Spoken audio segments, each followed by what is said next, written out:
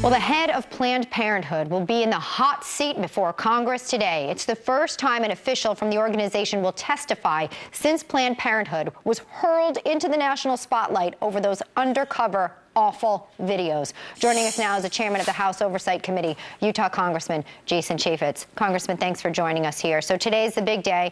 Cecil Richards is going to appear before the House Oversight Committee. Are all members of that will be testifying, will everyone have to, on that committee, see this video before putting forward their opinion? Videos, but there's a temporary restraining order from a judge. There's a conflict between the legislative branch and the judicial branch, so I do not yet have those videos. It's fascinating that Nancy Pelosi comes to some conclusion, having not seen the raw tape, but we do not have that video. I want to, if we have it, I'd love for everyone to hear Nancy Pelosi here and what she had to say, saying that these videos were somehow doctored. Watch.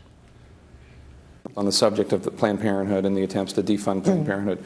Have you seen the videos? No, I haven't seen. I've seen some news reports of it, but I also know that some of it is not real. I think they should be investigated as to how they obtained those and doctored those and then had them be accepted as something that was an indictment against Planned Parenthood, because that's not true.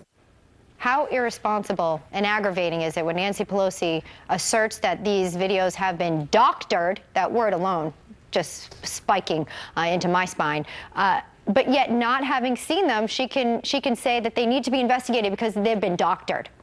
Your thoughts? Well, Democrats want to bury their head in the sand on this topic. When I issued a subpoena, Democrats didn't support me on that. When we went to issue a letter to go get all the raw materials, they didn't support me on that. They have a political agenda, and that is they want their funding arm, which is Planned Parenthood, who get out the vote and all the money that they transfer from a 501c3 into a 501c4 to engage in these political activities. They want that funding to be there. What's and the that's alternative? The topic of what we're going to talk about today. Well, look, I don't think we should have to fund it. The discretionary part of the funding is about $60 million. In the last reporting period, Planned Parenthood collected $100 million more than they actually spent. So why should federal taxpayers have to supplement their political activities? I just don't think it should have to happen. Good thought there. Let me ask you this. Speaker Boehner out. Who's going to step in, do you think, and who will you support? Do you support Kevin McCarthy? I think one of the great things that needs to happen is bringing on Trey Gowdy. I think the Republican conference needs somebody who can unite the body, who can represent us far and wide, and who can articulate the message. And you know what? Trey Gowdy is the best person to do that. Having spoken to him, I actually think he'll do it if we get behind it and support it. But I think Trey Gowdy as the majority leader would be heaven sent and would really, really propel the Republicans in the right direction. Have you spoken with him directly about this? Yeah. I have. And so your support is fully behind Trey Gowdy. That's making news for us this morning, Congressman. Yeah, I think, it depends on the conference-wide support. It's not something Trey Gowdy seeks.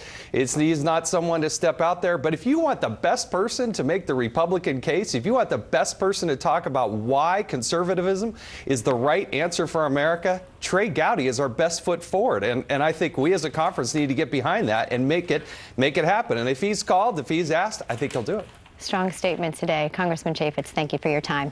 Thank you.